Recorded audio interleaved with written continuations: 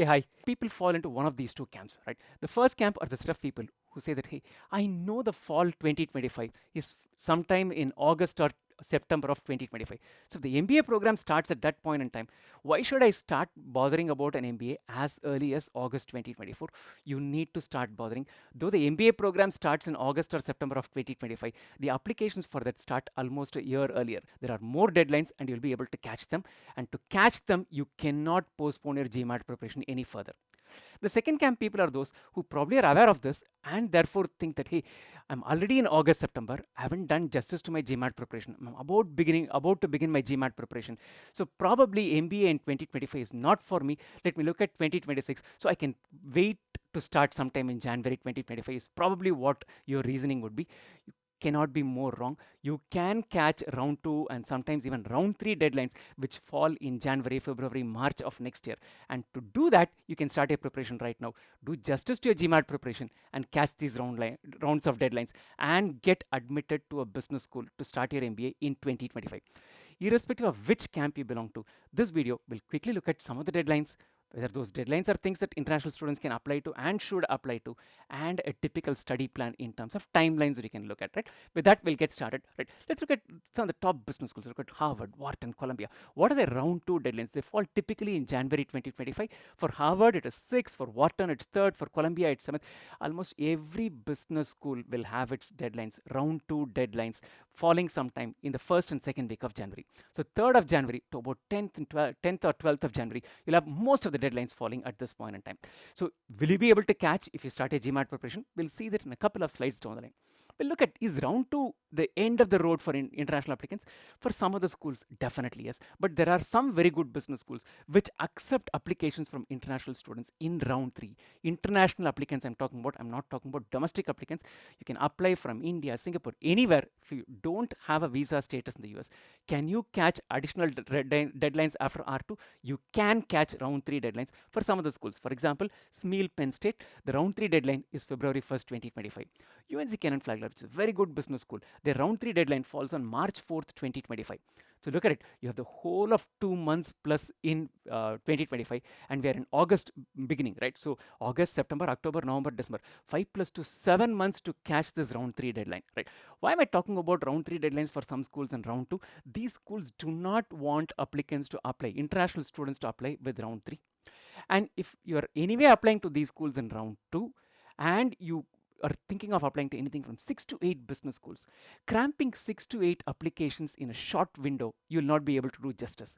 So having some schools which only accept applicants with R2 in round 2 and those which accept students with round 3 to round 3, pushing them to round 3, gives you the breathing room in terms of applying to 6 to 8 schools. Apply to 4 or 5 which only take R2 and keep the remaining 2 or 3 for round 3. That would be a wise way to go about applying to these business schools, right? This is not just 1 or 2. There are a few business schools which do this. Just do your homework, find out, and then shortlist those schools and keep it handy. So round 2, round 3 are possible if you start a GMAT preparation right now. We'll keep that discussion a couple of slides down the line. Is this all? If you leave US out, some very good business schools in Asia are there. You have Nanyang Tech, right? The round 2 deadline is on the 30th of January. Round 3 is 31st of January. National University of Singapore, round 2 is January 15th. If you want scholarships, you need to apply with round 2 for NUS. Round 3 is on the 2nd of April, right? You have 3 full months there and 5 months here. 8 months is adequate time to do justice to any application, even if you're just hearing the word GMAT for the first time in your life, right? So you will be able to catch without a doubt deadlines for 2025 MBA. Now let's look at a typical study plan. What should you do? Don't postpone your GMAT any further, right?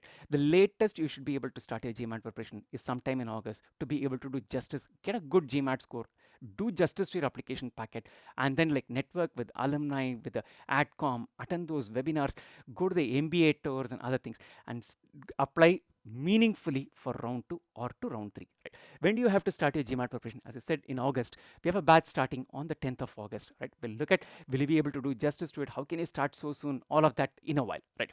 You'll need about 2 months of classroom program to have this entire GMAT coverage, the portions covered to you in a meaningful way. Trying to do self-study, you would like go from, you do enough work in one area and probably miss out on another area. Your classroom program basically streamlines everything, gives you a disciplined and a structured approach to learning, and you also have the advantage of basically getting your doubts clarified immediately, right? Any classroom program, could it be online, it could be physical classroom, choose the one that works for you, and then go through a 2-month GMAT classroom program. You need about 1 month to basically round up all of these things. You need to do practice tests, you need to do practice questions, get everything in ship shape, and then take your mocks. So this is August 10th, let's say. October 10th is when the classes will get over roughly. November 10th for you to do justice to all of the practice questions, and then 2 weeks of doing mock examinations. 6 to 8 mock examinations is what you should be looking at. So 2 weeks from that is about November 25th. End of November, you should have taken the GMAT and have a good GMAT score. Anything upward of 655, 675 is a very good score to apply. Use the whole of December to basically work on your application packet and then catch round 2 deadlines, right? So this is a very tight plan, but still gives you no compromise preparation for the GMAT, right? You don't have to cramp your GMAT preparation into 40 days, 45 days. You're giving roughly 3.5 months of preparation for GMAT. That's about 110 days of GMAT preparation is what you have. That is adequate to do justice to a GMAT. If you invest about 2 to 3 hours every day, and during your weekends, if you can top it up with another couple of more hours, you should be able to do justice to your GMAT preparation. Right. How do you get started, right? Essentially, this is what I would say. Okay, one more thing before that. Will I be able to crack the GMAT? That's a question that typically comes to your mind. Just check it for real, right? There are two things that you have to do this, right? One, basically attend a demo class. When you attend a demo class for the GMAT, you'll get an idea about, hey, what is being taught? Is this something that I'm able to grasp? What GMAT test is basically high school level math and data processing, and probably college first year level English. This is all that they're testing. So these are things that you would have done, except that it might be rusty, or the way it is tested in the GMAT is something that you're probably not familiar with. So attending a demo class will basically give you that particular amount of conviction, saying that if I invest time, if I put in hard work into it, I'll be able to crack it. So all we are asking is basically invest this weekend with us and do it free, right? The investment that you're bringing in is the time and the energy you're bringing into that demo class. You don't have to pay anything at all. It's a zero money commitment weekend that you're going to be doing with us. Attend a verbal class, which is today, and attend a quant class, which is tomorrow. If you can't do both, attend at least one of them, right? So that gives you an idea about how things are taught, whether you can grasp that. Take a diagnostic test. There's a full-length diagnostic test for 2 hours and 15 minutes, 45 minutes each of 3 sections for the same number of 64 questions that's available in the GMAT. And then we'll give you an AI-assisted evaluation of how well you did and tell you, is this 3-month preparation window sufficient for you to do justice to the GMAT? If you find that if the scores in the diagnostic test or your evaluation of how well you're able to grasp things in the class point to the fact that I may not be able to do justice to GMAT in this window, you have two options, right? There's a plan B, which I'll walk you through. There's a plan C. Plan C is basically, you'll say like, I need probably more time to do justice to a GMAT. I'll look at a 2026 MBA, right? That's probably the last option that you need to keep. Plan B is basically a lot of business schools these days accept the GRE scores. To give you an example of a couple of the top business schools, right? If you look at Harvard, close to 70% of the students join with the GMAT score, but 30%, a third of them join with the GRE score. It's even better when it comes to Stanford. 40% of the students have submitted their GRE scores, and 60% of them have gone with the GMAT score. So it's roughly about a third or 40% of the students apply to these business schools and get admission with the GRE, right? Is GRE easier than GMAT? That's a debatable thing. We do not know. But the structure of the examination is different. So that's why I call it as Plan B. You can attend a demo class, right? Essentially, these classes run on Monday, Wednesday, and Friday, right? Saturday, Sunday, do a demo with us for GMAT. Do a Monday, Wednesday, or a Wednesday, Friday, or a Monday, Friday. There's a quant and there's a verbal class that you can attend as a demo. And you can gauge whether the GRE type of questions, what is tested there, is something that you'd be able to adapt to a lot easier. If you find that I can do justice to GRE, jump onto the GRE bandwagon. If you think that I can do justice to GMAT, jump onto that bandwagon. And there is a diagnostic test for GRE as well. Take the test. We'll do the same AI assisted evaluation. And if you do both these diagnostic tests, we'll be able to run both the evaluations and give you one overall idea about a suggestion saying that you seem to be doing better in A or in B, and therefore you should basically look at this. That is something that we can do, right? So get started with this. Don't delay any further. All of these require one thing from you, time commitment and effort. You don't have to pay a single rupee to get started. Get started. And then you can basically say, this is a path I want to take to basically reach my business goal. Right? The idea is to get into a top-notch MBA, probably with some scholarship in 2025 August, September. It doesn't matter whether you went to the GMAT route or with the GRE route, right? Sometimes we basically set our goals incorrectly. We think that I want a 725 GMAT score or a 335 GRE score. Those are basically means to the end. The end is basically getting into a business school.